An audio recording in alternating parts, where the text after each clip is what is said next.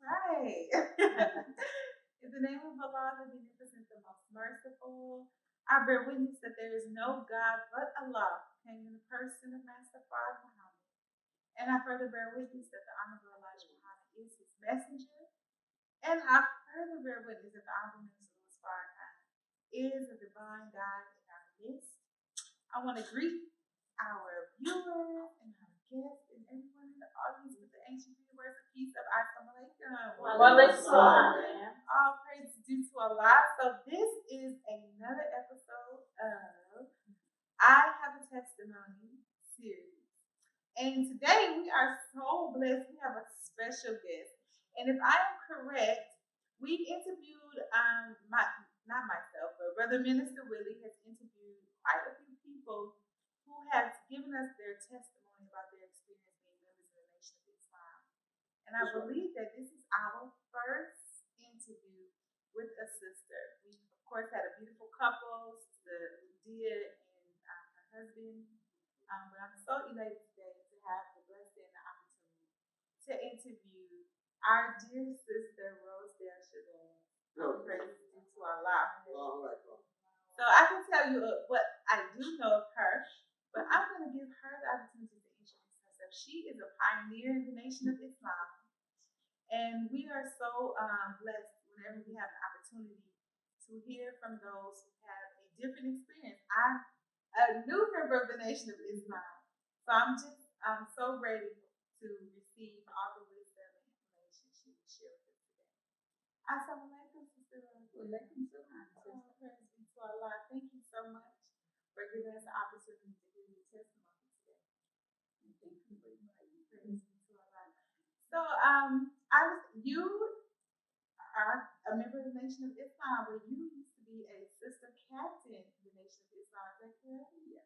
Praise be to Allah. So, I'm really interested in just your journey. How did you come to find out and discover the teachings of the Honorable Elijah Muhammad? Well, it was a barber that lived at the corner, very shop at the corner of our house. And we talked about the Nation of Islam and Honorable Elijah Muhammad. He kind of gave us a little teaching on what was going on. He told us that. So I was interested. And so I said, well, I said, where is that? He said, it's on Claremont Street. He said, if you want, he said, you can come with me. He said, well, what time is it? And I said, no, I'm going to go with you by myself. He said, well, then bring everybody you want to go. He said, bring your friends. So I got 3 of my friends, my sister and 2 friends coming with me. And first time, I tell you, as the brother was teaching, Brother Minister said next. I mean, everything he said, I'm saying, why not think about that? Why not think about that? You know, and I couldn't wait to get home. I got home and I told my mother, I said, oh boy, did we talk. And she was just as happy as I was, because she believed it. She's a very wise person. And he said, well, you want to come next Sunday? He said, we'll go back next Sunday. He said, they had served good meals, that Sunday that we went to the building. So he said, you're supposed to have a good meal. He said, the believers really cook good. It was very good cooking. So we get ready to go, and my sister came and told my mom, I heard Delia was going to that mosque. She said, they called the white man to Delia at that mosque. Mom said, well, it is. But it was, I thought she was getting us in trouble. We had to tell her mother that we were going, But it was 2 o'clock. I think we went at 2 o'clock in the evening. So we were going to, be out there. I was 15 at the time. And so, I really enjoyed it. And from then on, my mother and I, we had conversation about it. And, then we would go and then, for a period of time, I started going on my own at times. I go on my own. But I really, believed it. I really believed it. You stuck with me. And so that was my first experience with mission. And then as time went on, I got older, graduated from high school, got a job, and got back connected with one of the sisters, that was previously at the temple. And at that time, then she and I got real close, so I started coming every Sunday. Every time the door was open, I was there. And I remember, and that was for years. And so Brother Islam Muhammad, he was standing at the counter one day in the temple we were in. And I said, Sister Rose, every meeting you hear, he said, when you gonna join, sister? He said that. I said, just like a light came up. And I said, join. And I said, well, what am I going to say? So I said, so I went home and told my wife, what would you think about joining the Nation of Islam? She said, I've been expecting you to say it. And I'm afraid because I don't know what she's going to say. I know we talk, and she was a Christian, really. She was a spiritual mother of the church. And but she said, I've been expecting you. She said, there's nothing wrong with it.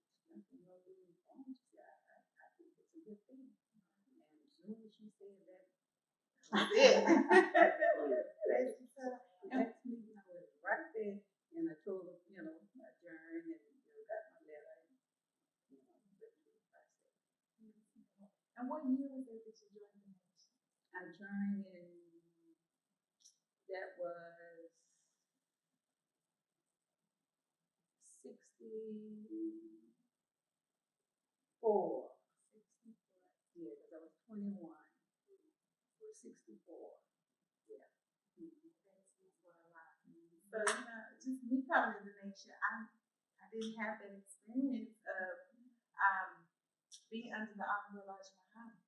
So my love for him has grown through the Honorable Spark. But here, you joined in 19, you were present when the Honorable Elijah Muhammad was here among us. And I would just love to just hear from your, the feminine perspective. What was that like? What was his love like for the women of Islam? And what was the class? Like now the Honorable Spark is the head of our class. But the Honorable Elijah Muhammad was the head of your class. And just you coming up through the ranks from rank and file sister to being the assistant captain under the guidance of the Honorable Elijah Muhammad. What was that experience like? Great. I tell you, even before I joined the Nation of Islam, I went to Savior State. And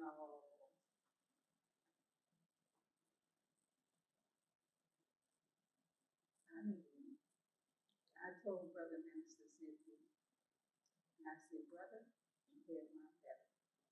I could never see a man look as pure as that man. Oh, I tell you. I told him, and from then on, and I promised that I was going to do all I can to help, our people so that we can build a nation that we deserve. And once I came in, really moving nothing because they never take part in anything they didn't want it. And believe me, I dedicate all that I had, all that I had to give, not just me, but others too. And we're very thankful. Messenger, he was like a father to each and every one of us. At least this to say, the messenger was the best friend that a sister would ever have.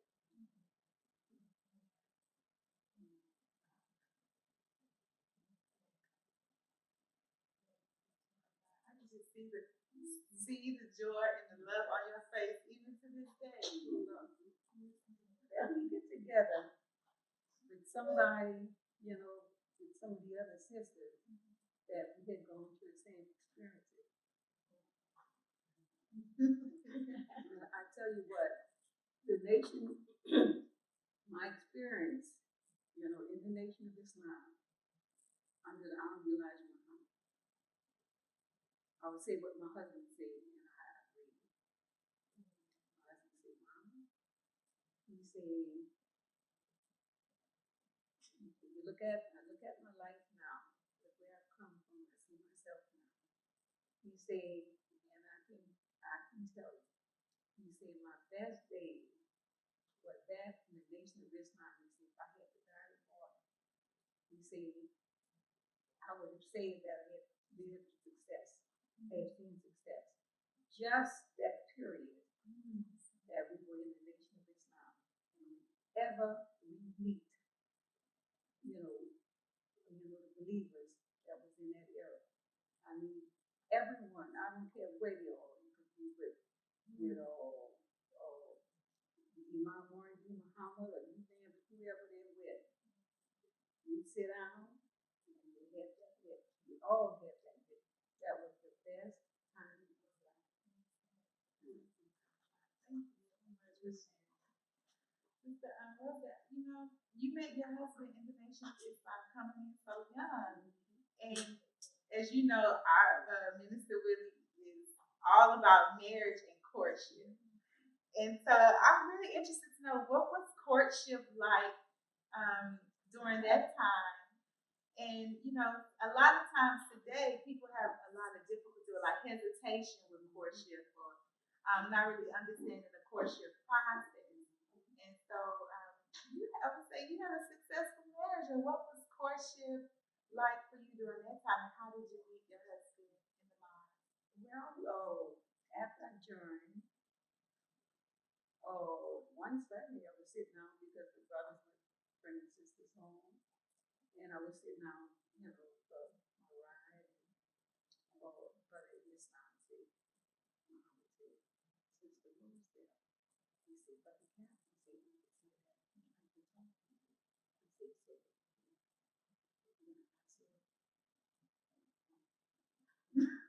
I hadn't really, to be honest, I hadn't even paid attention to the brothers, because it was basically sisters talking, you come with them to teach, and sisters get together and afterwards healing whatever. But then the brothers, bring us home, but and so when the brother escorted me to the room where he was, and then the brother brought his meal to him. He said, Sister, would you like something? I said, please. I said, he said, I know you wonder why I asked you to ask you exit to you. I said, yeah. He said, I'd like to marry you. And I said, marry me? I said, you don't know me. And I don't know you. And, I guess I was coming upstairs. He smiled and said, something. He said, you did something. So then,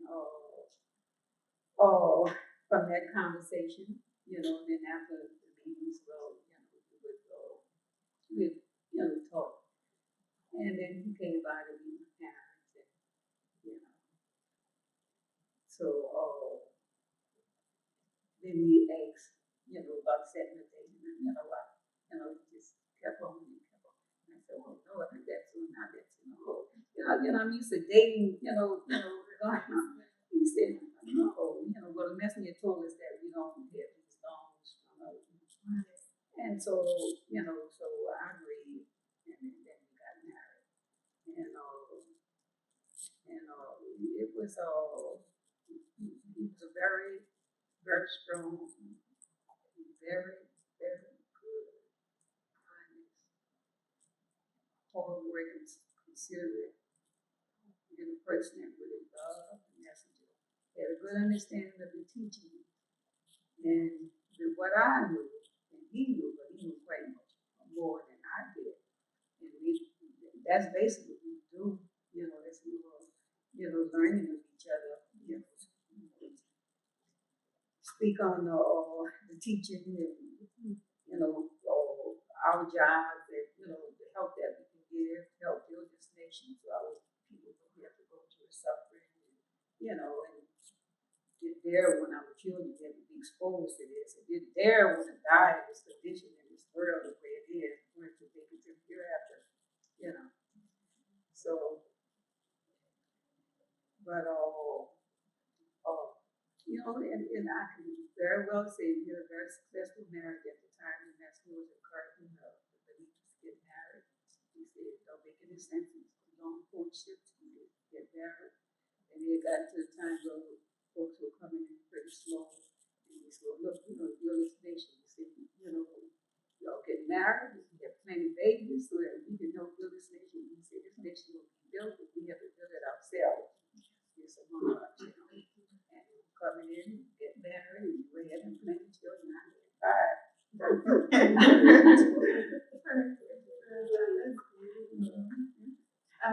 So I'm curious, like the culture, you mentioned that coming into the mosque, you weren't really, you didn't see the brothers because the sisters seemed to have such a strong fellowship. You all were involved. So what was that like being a young woman coming into the mosque? What was the sisterhood like to where you all were so engaged with one another? How did you all spend your time? What type of relationship did you build in the mosque and the sisterhood? Oh boy! As you come in, you see these sisters that so cook, professional, everything professional. Oh, oh, they had all these talents. And then you come in, I came in, I didn't even know how to cook. I didn't know how to sew. I had sewn in home economics in high school, but I had never sewn before. And the sister just take you in, and you tell them, oh boy, I like this. This is really nice. So I made it. You did. Oh, I like that. And you say, well, look, I can help you. And we get together and somebody help you sew, and we have classes, baking classes. Bake pies, cakes, and whatever. So you come in not knowing anything, but believe me, it doesn't take long before you learn these things. But before I even came into the nation of Islam, my young ideas about life was to get to become a secretary. Well, at that time, it was secretary, so that was supposed to be popular. So myself with my suit on, my briefcase, and that's what I was going to be. I was going to get married and have children. I was just going to be, a career. And then, I'm telling you, it was great. The sisters, I don't care what they would be. We had sisters that crochet, slippers and, scarves, face braids, you name it, the talent was there. So all we had to do is that if you see something that we like, you go to that sister, she does that, and she'll, take you and you learn, it was just so much. And then quite naturally, you want to learn as much as you can. And then we had in our MTT class, if a sister come up with a talent and it's, so different from what we were doing. And then, she was asked to have a class, and she'll have a class in that, so that we all could learn. We were, we even just whatever we can do to help you. We have folks come in and didn't have much, and we get together, and make sure that the sister have what she needs, whatever. And we saw ourselves as because we weren't really a part of the outside world. Well, at that time, most sisters weren't working. And so that meant that we had this time, and the time was given. We utilized that time to learn. We had children, a sister when she ready to deliver, before she is, well, she identified her sister. Said, well, look, I'll keep your children while you go over here. And that's what we did. So we basically relied on ourselves. Not that we didn't have family members, but I think we had such close relationship with each other. And then we knew that they were going to be in an atmosphere that we were, that we'd rather have our children, and so a lot of things we just took it upon ourselves and with the believers that we helped in just about any situation. It was wonderful. We had a lot of affairs because we were a poor nation, just coming up, and we gave a lot of affairs. We did well because everybody in the neighborhood knew that the believers, that the sister cooked well, and we get there and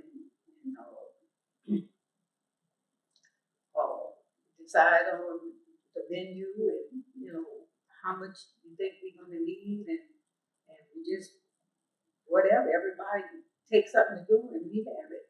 I can see myself sometimes with 100 pounds of chicken. Got to cut that chicken, clean that chicken, cook that chicken. I remember we had my husband brought home.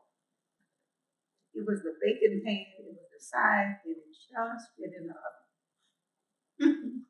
And that was huge. So when I put the chicken in there, so then he had to be home so that he can, we had already discussed it, but we know the time. And then he make sure he's home at the time so that he could put it in there, but it was great. It was great. Work, it was hard work. And believe me, it wasn't like it was even hard work. You look at this stuff, wow, this is a lot. Yeah, okay. Went there, got it done. And then afterwards, we go to the temple, set up, serve the food. And then after we, not even tired, because with all that work, you don't get tired. It's flowing, you have a good time. Everybody's enjoying themselves, and you're part of it. You're doing what you're supposed to do, and needed that money to build that nation, And so, and then afterwards, you serve everybody, and then you go sit down and eat. Brothers come through and do the cleaning. Wow, that's beautiful. Yeah, it was great though. Oh my gracious, yes. And the children right there with us, cooking with everything. The children right there to see everything. Always, whatever affair we had, we never faced that. We went to it.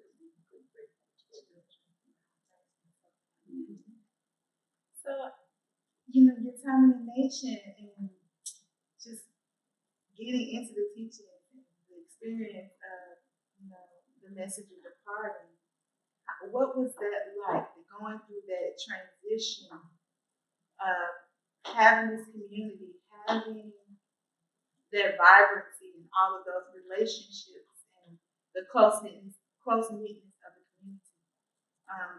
to have the message of depart. What happened? What was your experience like going through that transition? I learned about it. My sister. I was out on maternity leave at the time.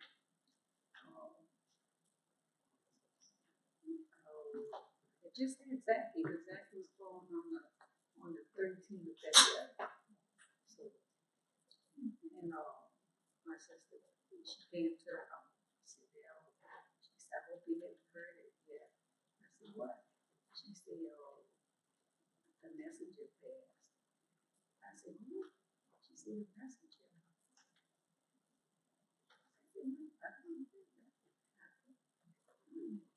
I don't believe that. I said, "The messenger's not gonna do us." I said, "No." She said, "Dale," she said she came down. She said, "Yes, he is. He's gone." So she turned to get all on the TV, So, Minister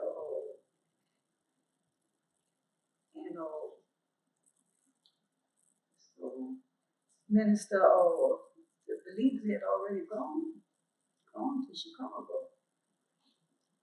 And Hutton was gone.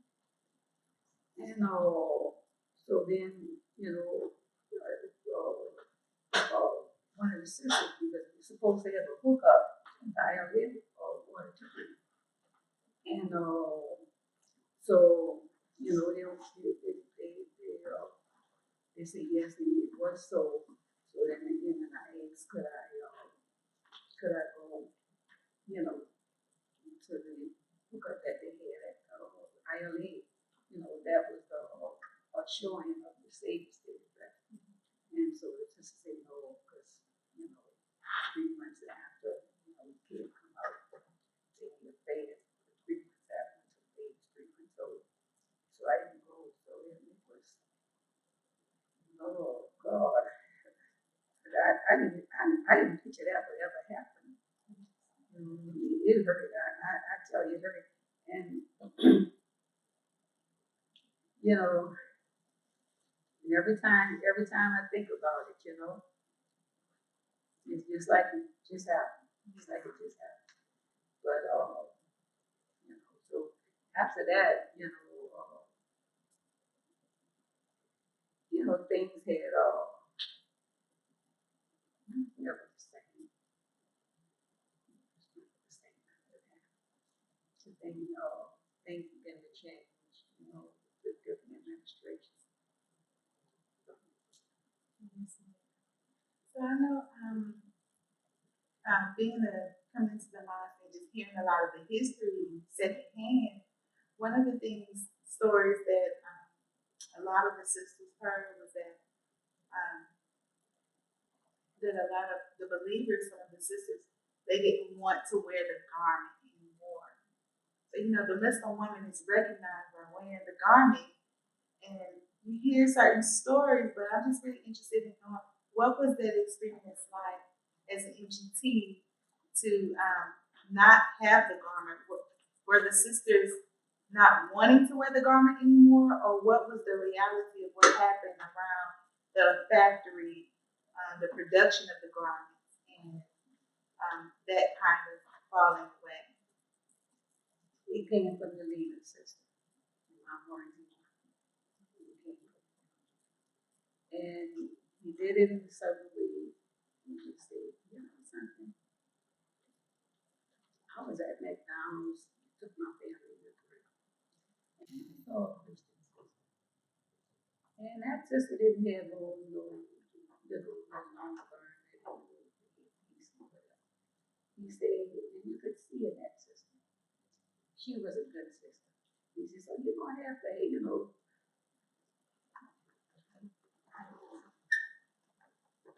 It came from the leadership. See, it wasn't the sisters that didn't want to wear the garments anymore. It wasn't the sisters. It came from the leadership. Things had changed. It brought a lot of change. The heads go. That's why, we talked to, right after it happened, a lot of believers went to Chicago. They wanted to see what's going on. And one brother the properties were given to family members.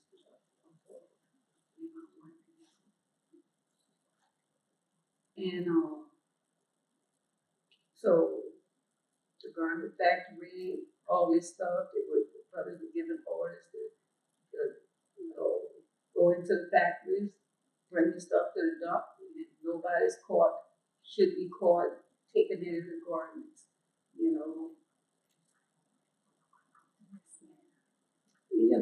it just came from the leadership. It was a change of leadership. We were unaware of it. And the way it happened, and that's why it was such a big scatter, because the way it was done, that wasn't, it really hurt a lot of people. A lot of people lost their lives, they lost their minds because of this, because that was our world. We were building a nation. We were going to be independent people. We would be that dignified people that can listen to say that we pull out, and then can look and tell the world that we pull our own selves of our own stuff. Nobody else does it. Nobody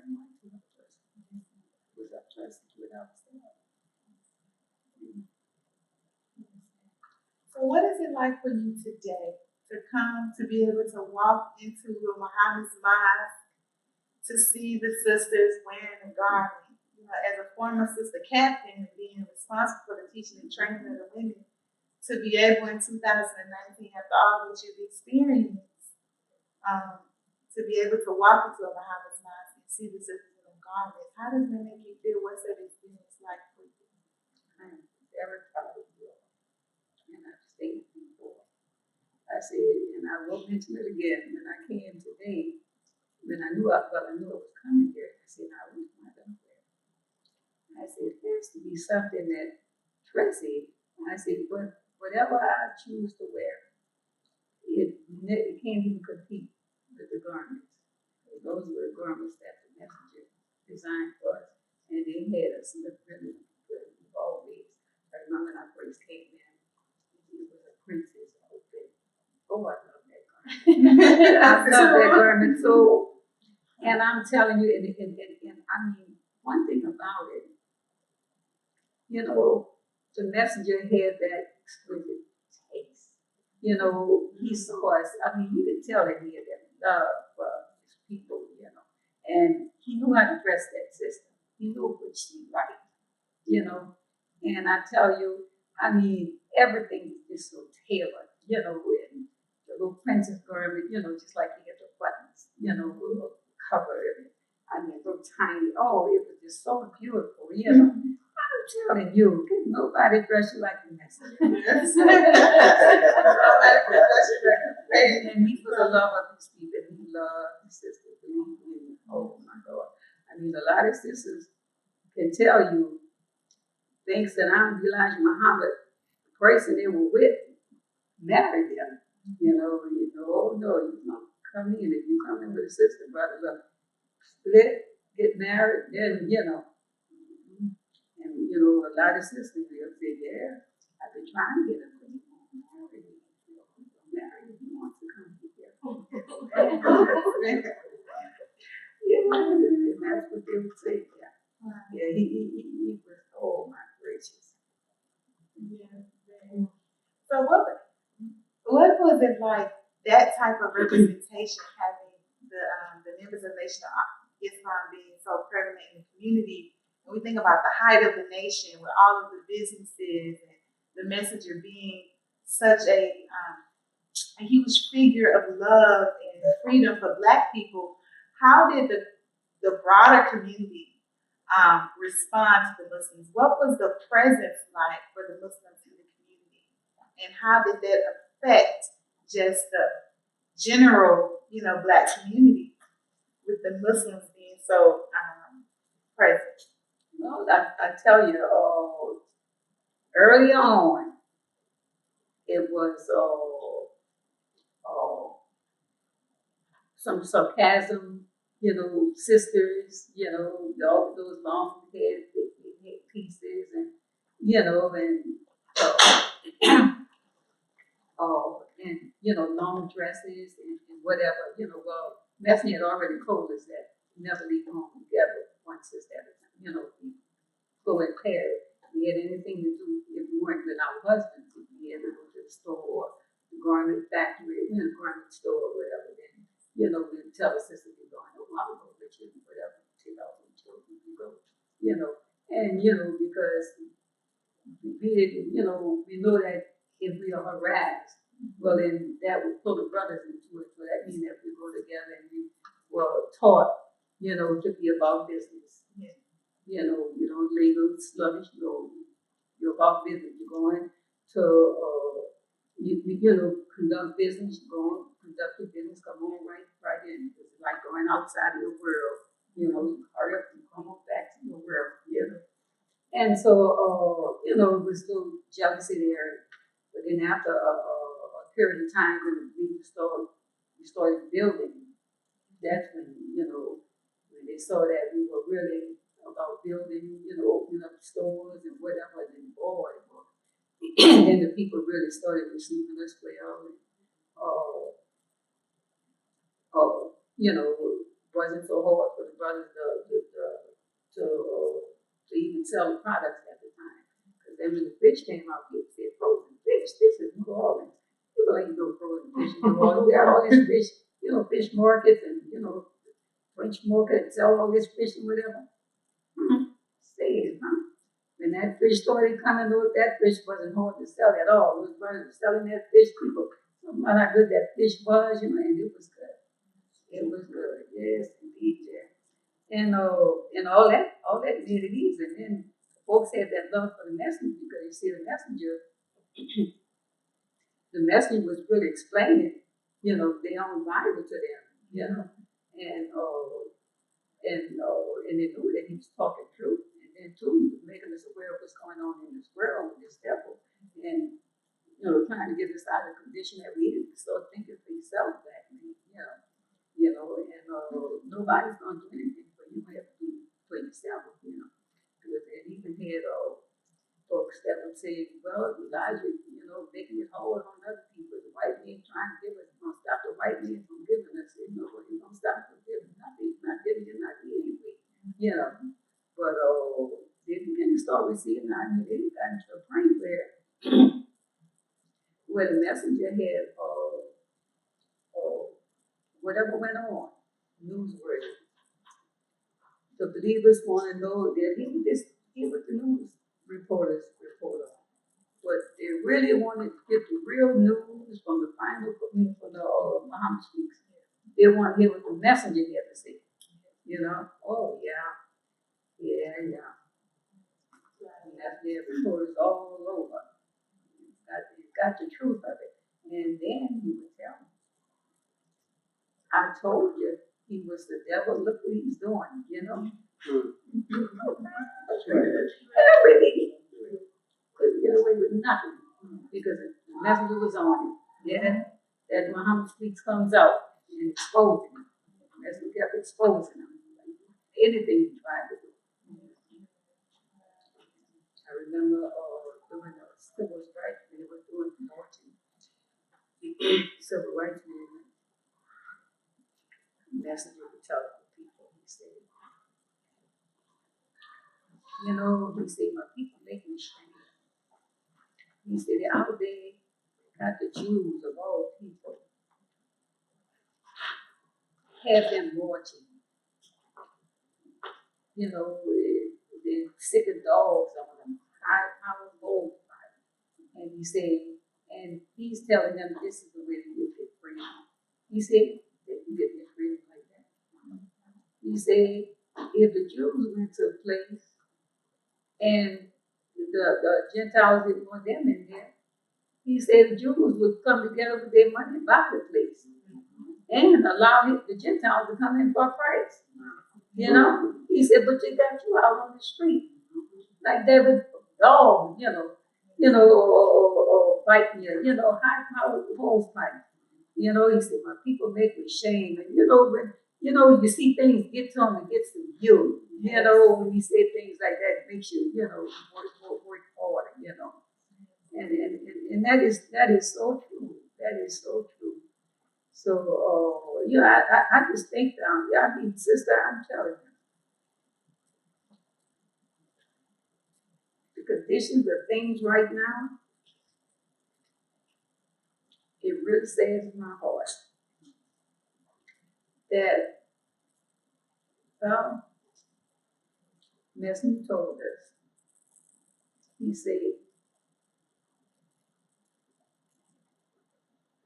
said that this devil is a god. He's a god of evil. And he knows how to control people's minds. And we needed to stay on that track of the messenger, and that was our only way out. Because the messenger understood him, and there was nothing he can do. All he could do is say, Elijah is getting older, they figure, well, wait until he dies off, and then you'll be able to really do what you want to do, So that was his thing. But long as the messenger was on the scene, when he couldn't get away with all that stuff. I know one meeting, One Savior's Day, the messenger was teaching on something. And then all of a sudden he said, you know something? He said, you can't phantom the love that my people have for this town. And when he said that, you could hear a hand clap.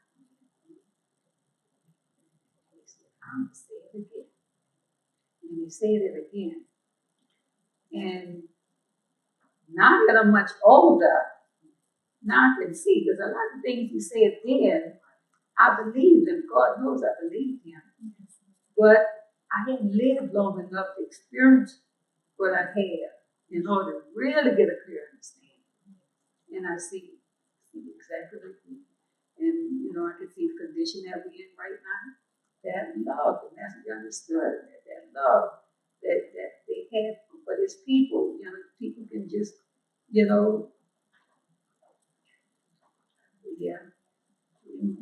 But, yeah, and a lot of times I would, now I'm seeing the condition that this world is in, our people are in. And things that are happening that the messenger already told us. Sometimes I have to just take to the floor and just thank the Honorable Elijah Muhammad and just thank Allah for allowing me, to accept the teaching and work and do as much as I can, because I say Allah, I say, without the teaching, I say, where would I be right now? What could I have taught my children? Well, and I still haven't stopped teaching because I'm always teaching. My son always telling Mom, you can't save the world. I said, well, Hakeem, I say, because he's telling me, you just put so much in. And I said, well, Hakeem, I said, this is my lifetime job. I said, it's a lifetime job. You live and you die. You live, you die, but then you got to, this is what God's created to you, Like you said, none of us come just by chance, Allah leads us where He wants us to be. But the messenger, I tell you, he is the messenger of Allah. Thank you so much, Sister Rosie. Wow, so cool. I just want to ask you one last question, then we're going to open up the floor if anyone else have any questions for you, if that's okay. Yes, ma'am.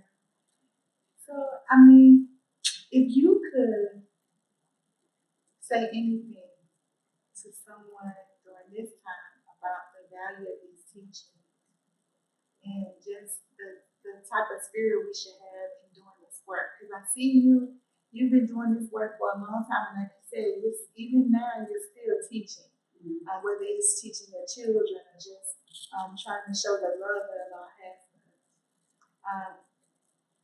What is that one nugget of that jewel that you would give to someone that's continually striving to do this work about the value of these teachings and the value of love for other people? I mean, it's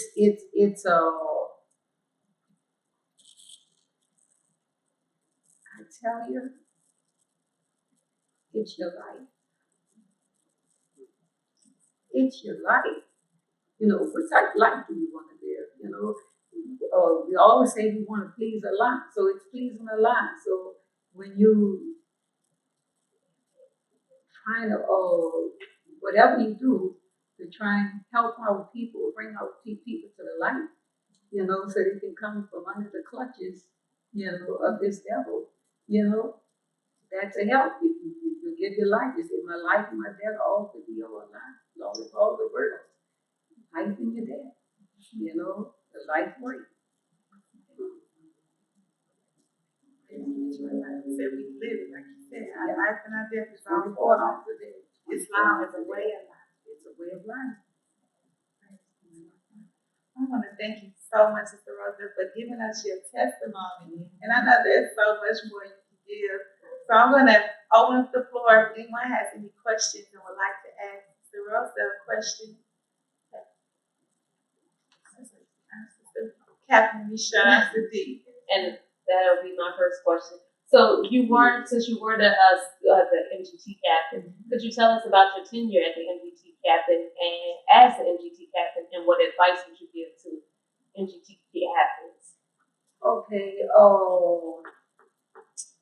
See, I was the MGT captain for about a year because the messenger, by my husband being the captain, and the messenger said that it was too much on one family because, the husband, constantly doing temple business, then the wife, he said, then with the children, you won't be able to donate the time that you need to rear the children properly. So he'd rather just have one member of the family, in a position such as that.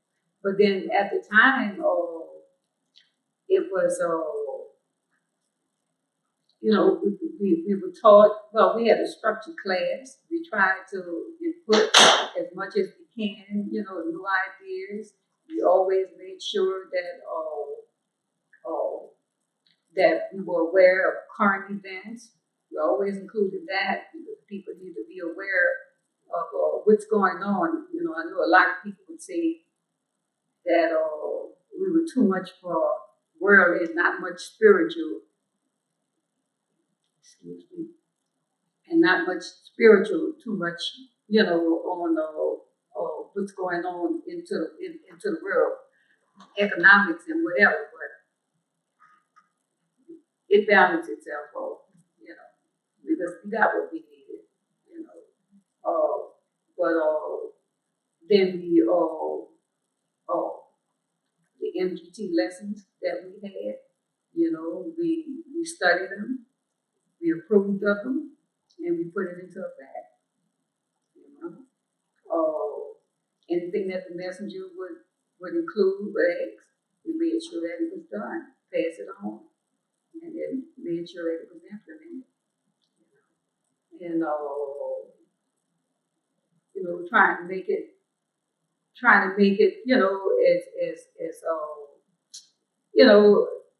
just make it interesting so sisters would want to come, look forward to coming. Mm-hmm. Just making sure that everything was in with our different classes, the drill classes, that we made sure that we had our for each meeting that we made sure that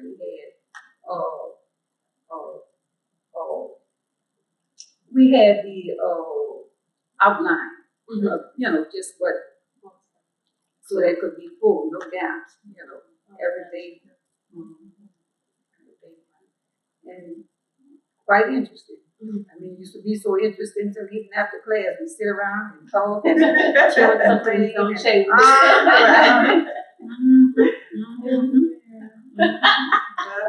That was our work. That was our work, outside, but it's there. Sister Phyllis, you had a question? Really a comment. Listening to you, I could see the great depth that those of us in the Nation of Islam, really older youth, and those in the ranks at that time. We, none of us have the pleasure or honor of being in the presence of the most honorable Muhammad, like you did, coming up with that. And that was a lesson. With the love you have for him is the love we have for him also. And we only got it through him. That's how we live him. And that's how we know him. And it's through mental health. And we love so we can identify with that love. That's right. And the nation in its transitions, and listen to you, I can see the devastation when Muhammad departed. And the changes, throwing the garments in the garbage can. I could see the devastation.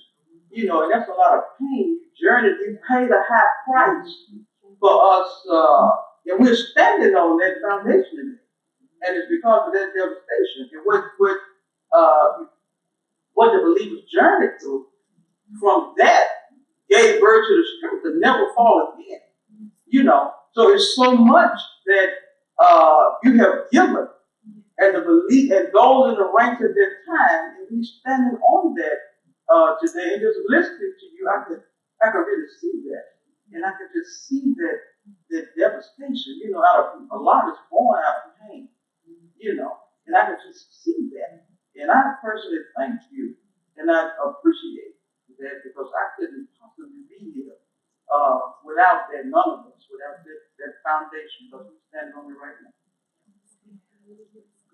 I tell you, the messages, look,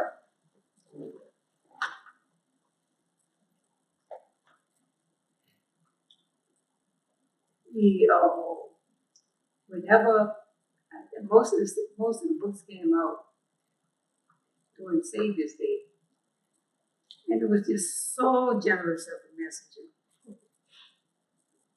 He had gotten to the point, well, after Savior's Day, he would tell us, he said, now, y'all go home. He said, I know you want to be with me. He said, I want to be with you all. He said, but, they raise prices, and everything, but they know that you all are coming. He said, and we're a poor nation. He said, we're trying to build our nation.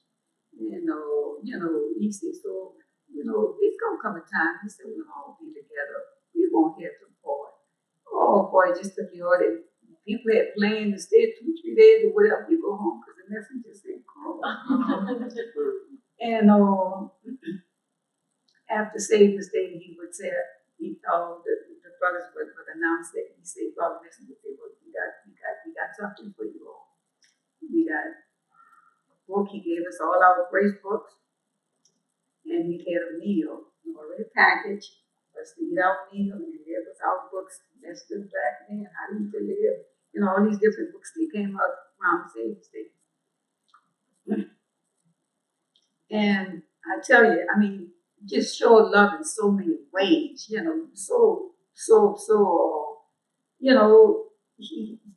we meant so much to him, you appreciate the work that, you're helping, we all get together to help build that nation. We saw himself getting close to it, And I remember they had a holdover meetings for officials. And so we were in the hotel, in the restaurant, your supermarket, the restaurant, the salon restaurant, it just opened. And so the sisters, and I think there's some other brothers that weren't, official. Brother Tillman was one of the brothers that was with us. And the messenger came through. And he said, they had to get away from me. He said, they always want to tie me down. You won't take me this low. Sometimes I want to go by myself. So he came on in. So he went in the back. And then he came out. He said, come on. He said, he came and he introduced his, he had all of us introduce ourselves to him. He shook our hands and gave us a tour of the restaurant. And Brother Tillman said, these are the hands that shook the hands. And I said, brother, I'm not going to wash my oh, my gracious. I'm telling you, he's so meek and humble and boy, he's so caring. Thank you so much for sharing it, because just to see you experience that love, I feel all so I'm so grateful, and it's the power of the testimony. And I remember I was at Southern, I was taking out some courses at Suno, and they had some flyers out saying Conrad Muhammad was going to speak at Suno. And so when I went home, I told Sister Cornelia Gloria, two sisters that worked there in the place, and I said, why don't you come on? I said, said, Minister Farrakhan. I said, he's supposed to be, he's going to speak at soon. I said, why don't you come? So he said, okay, we'll come. That brother spoke as if he was in the nation during the time of the message. I said, oh, you listen, I got to go to tent. I said, that brother spoke like he knew the message. I said, Minister Farrakhan is doing a very good job. I said, oh, I got to go. So then I went, and then I met Minister, he was the minister at the time, Minister Howard. That brother reminded me so much of Minister Sidney, the first brother that I had come under. And the brother was telling you, I said, my gracious. And so when he said the jar and I,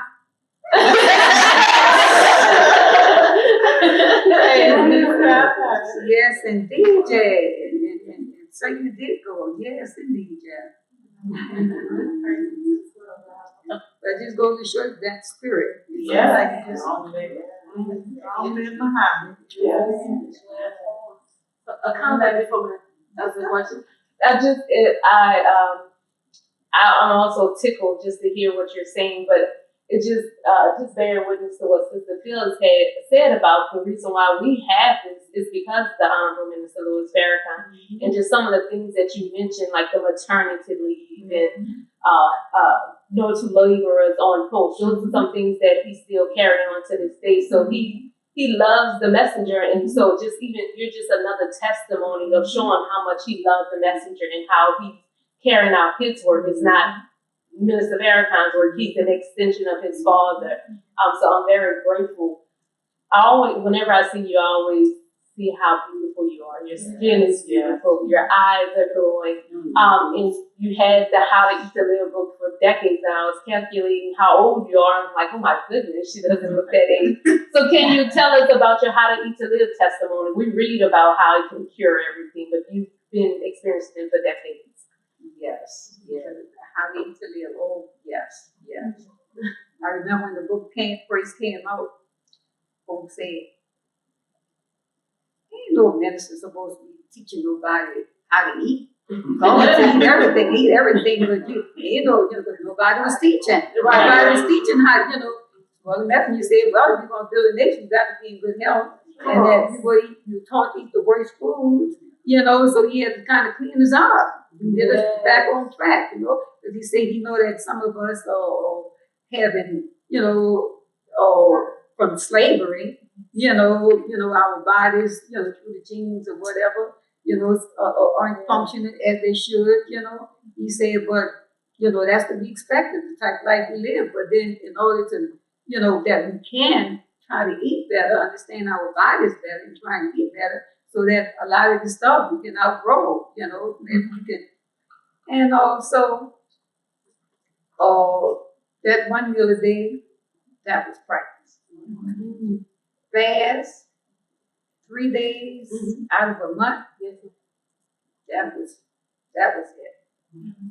Now, certain times that females, couldn't, so that was okay. But other than that, we look, whatever the messenger said, it had to be done. It had to be done. And the messenger said, just goes to show how true it is. He said, as you get old, he said, you're going to find out some of the, as you get older, some older believers, he said they find that eating one meal a day, the digestive system isn't so healthy. He said, and they find out they have a lot of problems, with their digestive system. He said, for people like that, eat every other day. He said, I'm one of these people.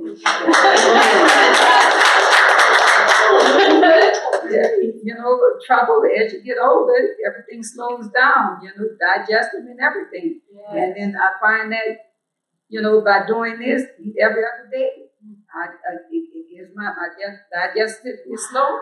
Well, okay, if it's slow, well then I'll be slow about putting in. So I give you a whole day of rest. A whole day of rest. You don't have to worry about taking,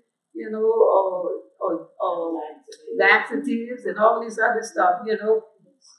And incorporate a lot of fruits and vegetables, you know, basically. And my fish, that's it. Drink my little water, you know.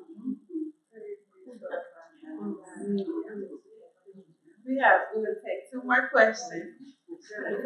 Yes, so speaking of eating, okay, you are known for your bean pie. Yes, So my question is, tell us about your experience coming into the knowledge of the bean pie. Who taught you how to make the bean pie? The bean pie culture back during that period of time. Oh. Give on. The recipe. It well, as you come in, because you're selling pies, you know, on every time the Wednesdays, Fridays, Sundays, and then the brothers every day want some. So then, you know, the sisters are making bean pies, and you know, you go, you help, you know,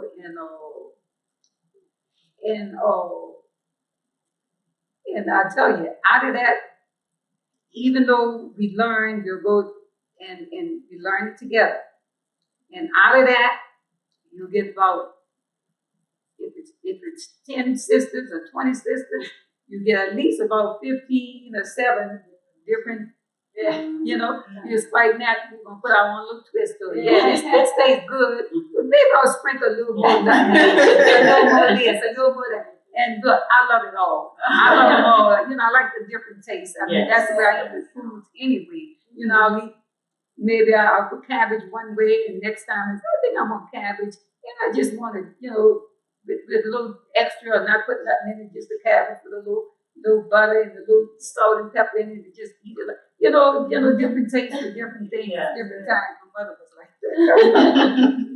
But then anyway, and then we you know, we sold because at that time the brothers, well, we didn't eat any out of any restaurants. You know, even the single brothers, we had sisters that would cook. Now I lived right next to the temple, so the brother would ask my husband, and my husband would, you know, see if I would want to, you know, I'm cooking anyway, you know, sell the brother a plate for $5, you know, and you know everything with the bean pie and everything on it, you know, everything, and then show it, and the brother would come to the door and you know get his little plate and whatever, you know, and that's how we did things. So until we our brother opened a restaurant. And then the brothers had a restaurant to go to, you know. But then they had the FYI house where they did their little cooking, but they were always so busy, you know. They would do, you know. But anyway, and so we all developed, I guess we all had our own little different taste, our little pie. And then sometimes I'll make mine a little different according to the way I, the taste that I want, you know. But then anyway, the bean pie was stable. And that's when you say that bean pie should make a living for us. And you know, it's something, the strange thing about that bean pie, you know, that's something that the devil has never taken it on himself to do. Right. He has never. And you know, he takes over everything. Yes. But that bean pie is something he has never taken the man produced for himself. Wow. And the messenger gave us that, you see, so that we, you know, it can make we can live from, you know, make a good living for us, that bean pie.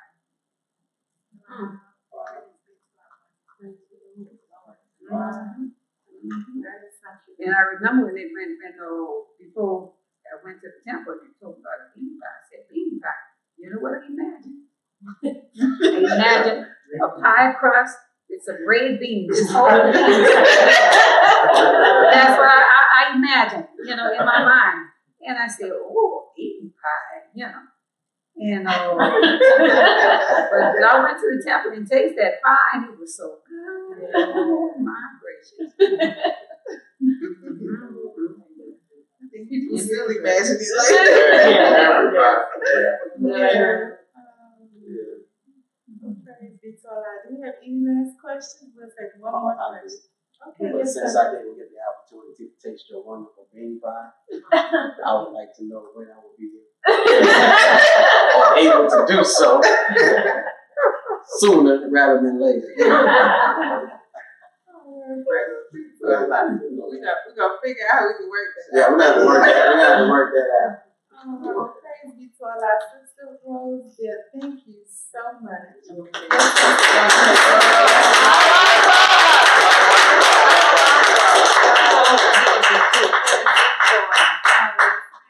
Praise be to Allah.